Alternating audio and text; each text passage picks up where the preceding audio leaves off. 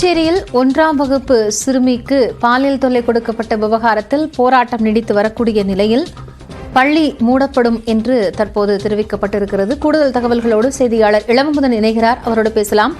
இளவமுதன், கடைகளை அடைத்து இந்த போராட்டமானது நடைபெற்று வருகிறது. தற்போது என்ன சொல்லப்பட்டிருக்கு?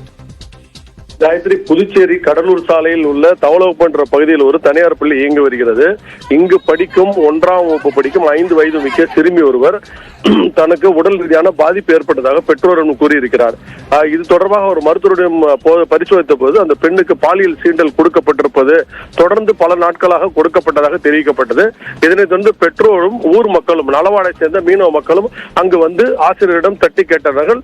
ஆசிரியர் தவறு செய்து உறுதி எடுத்ததை தொடர்ந்து ஆசிரியர் அவர்கள் அடித்து தர்மடி கொடுத்தார்கள்.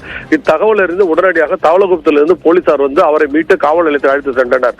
அப்பொழுது பெற்றோர் மற்றும் ஊர் மக்கள் மீது போலீசார் தடி நடத்தியதாக கூறப்படுகிறது. இதனை கண்டித்தும் குற்றவாளி மீது கடுமையான நடவடிக்கை எடுக்க வேண்டும், பள்ளி தாளாளரான ராம் மீது நடவடிக்கை எடுக்க வேண்டும் என கூறி மக்கள் புதுச்சேரி கடலூர் சாலையில் தவளகுப்பம் சந்திப்பில் போராட்டத்தில் ஈடுபட்டார்கள்.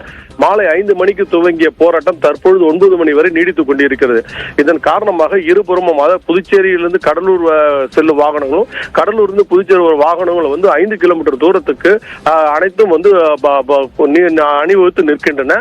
இந்த தகவல் அறிந்து மாற்றுப்பாதையில் வாகனங்கள் சென்றாலும் இந்த போராட்டத்தினால் சிக்கிக்கொண்ட வாகனங்கள் 100க்கும் மேற்பட்ட வாகனங்கள் இருக்குது.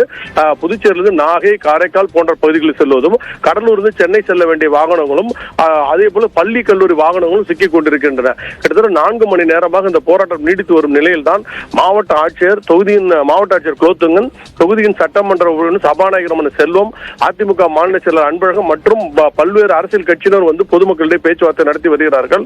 குற்றவாளி மீது கடுமையான நடவடிக்கை எடுக்கப்படும் என்று மாவட்ட ஆட்சியர் உறுதியளித்திருக்கிறார். அதே போல பள்ளி மீது கடுமையான நடவடிக்கை எடுக்கப்படும், தாளாளர் மீதும் நடவடிக்கை எடுக்கப்படும், பள்ளி தற்காலிகமாக மூடப்படும், உரிய விசாரணைக்கு பிறகுதான் பள்ளி திறக்கப்படும் என்று உறுதியளித்திருக்கிறார்கள். இருப்பினும் போராட்டக்காரர்கள் இந்த உறுதிமொழி ஏற்காமல் போராட்டத்தை தொடர்ந்து நடத்திக் கொண்டிருக்கிறார்கள். காயத்ரி, நன்றி இளவமுதன், விவரங்களை வழங்கியமைக்காக.